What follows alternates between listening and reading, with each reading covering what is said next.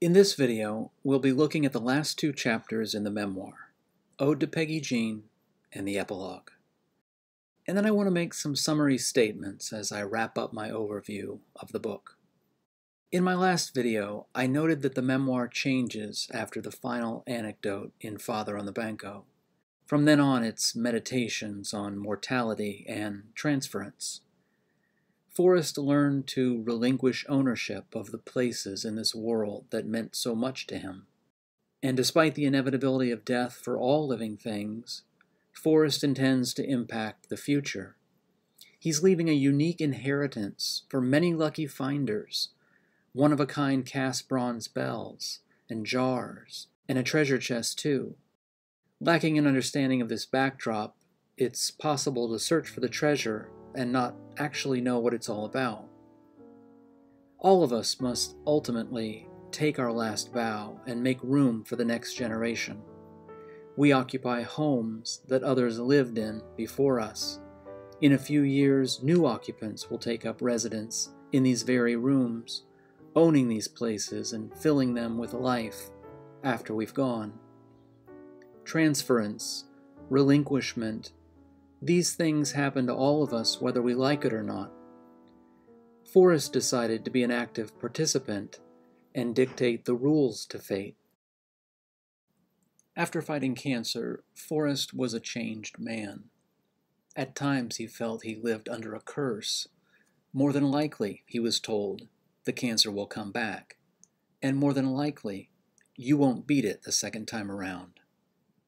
As we open up to this section in the memoir, we see a picture of everyone in Forrest's immediate family except Forrest. His team, he calls them.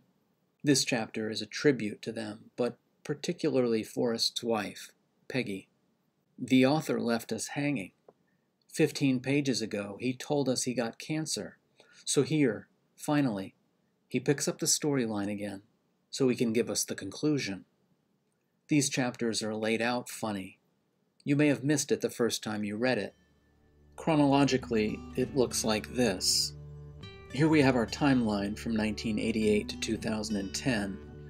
Goldenmore is like a rock skipping along the water, touching three crucial periods.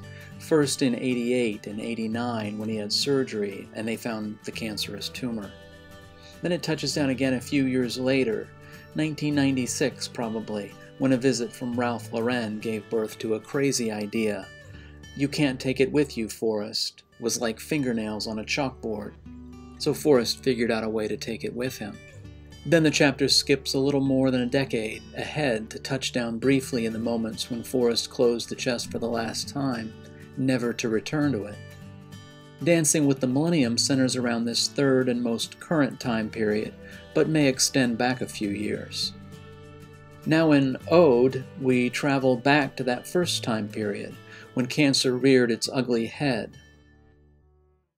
Forrest seems especially grateful for two people, one of whom was tasked with healing his body, while the other focused on his spirit. The author piles on the descriptive language, all of this from one short page. It gives you a window into Forrest's mental state at the time.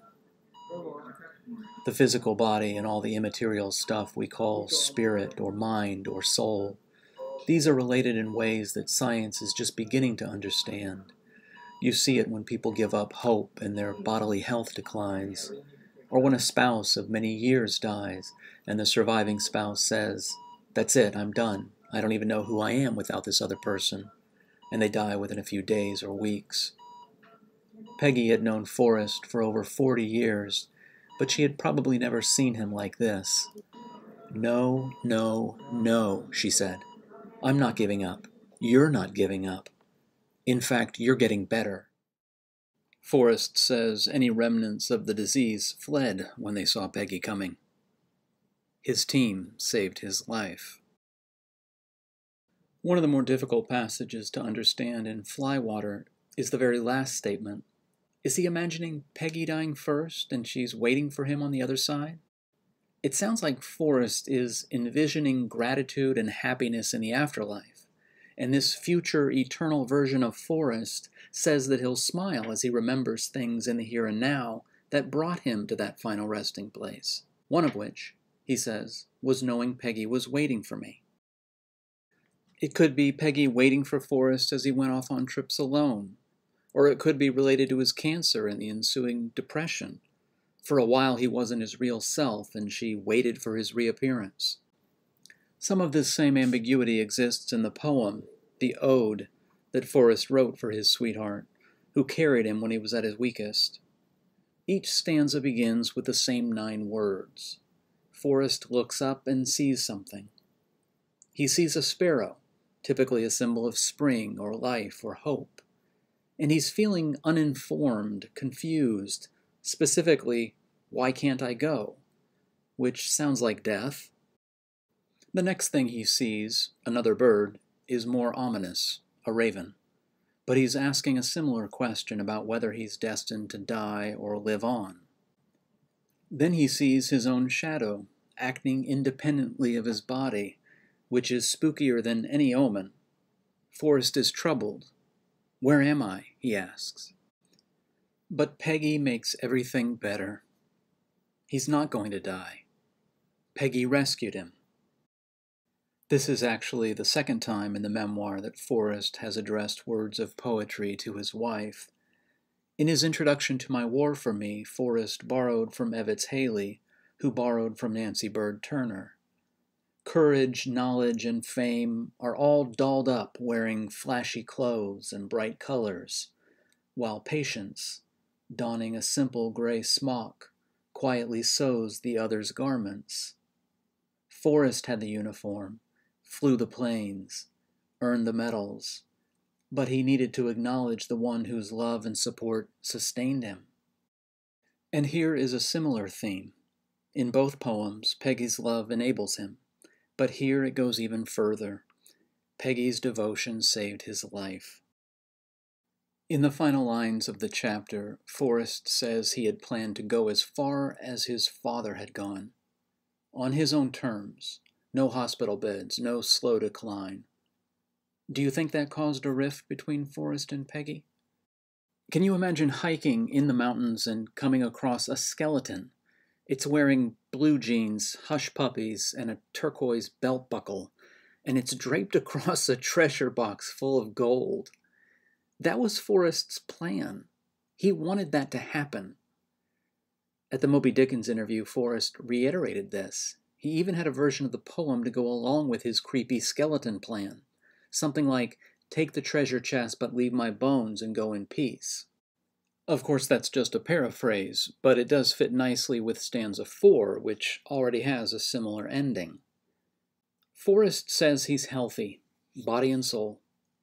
His plans changed, obviously, but he's always aware that some insidious strain might again sneak into his body. His plan A is now his plan B. He keeps it in his back pocket, just in case. Then he cleverly finishes the book, so the last word of the memoir proper ends with the word chase. Epilogues are funny things. The book is done, there's a sense of completion, but wait, one last thing. What does the author want to accomplish in this epilogue? Forrest mentions his age and suggests that he's learned a thing or two. So he begins rattling off rules. Not rules for himself, for the reader. He's full of wisdom. When he finally gets to his 5th and final morsel, he says, "Here it comes, this is the most important thing," but then instead of putting a period on the end of the sentence, he puts a comma and comes up with a 6th lesson. It's an environmental message, which leads us to the drawing. It's almost like a New Yorker cartoon, where you're expected to write the caption. And what would that dove say to the woodcutter? The fragile creature has had to retreat from planet Earth to make its home. It's kind of a nightmare, really. Forrest said we need to do a better job protecting our planet. And here he leaves us with this somber image to reflect upon. I will remind you that in his next memoir, Forrest took out a whole chapter devoted to this same subject. All right, returning to our chapter here. I count a total of 10 lessons or rules. He's not really summing up the book, although number 3 was certainly a big motif throughout the memoir. In between these two chunks of material, Forrest has a few things to say about his father, who also fought cancer. In Forrest's view, his father beat the disease. Cancer didn't win. Marvin defeated it. It was February 8th, 1987, about 10 o'clock at night, when the phone rang in the Fenn's home. It was Forrest's father, Marvin, calling from Temple. Marvin had been battling pancreatic cancer for over a year. He was well beyond the 6 months his doctor had given him, but he refused to take pain medication, and it was becoming excruciating. Marvin was to the point. "Forrest, I just want you to know that I'm getting ready to take 50 sleeping pills." Forrest said, "Dad, I'll be there first thing in the morning." "That'll be too late." Later that night, when Forrest laid his head on his pillow, he knew Marvin was gone. His father was a man of his word. His father never bluffed. Forrest admires him for many things, not only the sensible and brave way he died and then planned out every detail of his funeral, but also the way he lived.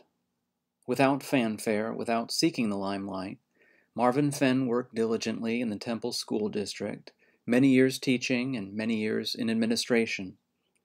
Principal Fenn had to give his share of spankings, but the troublemakers grew up to be grateful for the lesson. Forrest naturally returns to the idea of remembrance, so prominent in My War for Me. That was the last time in the memoir that we were thinking about funerals.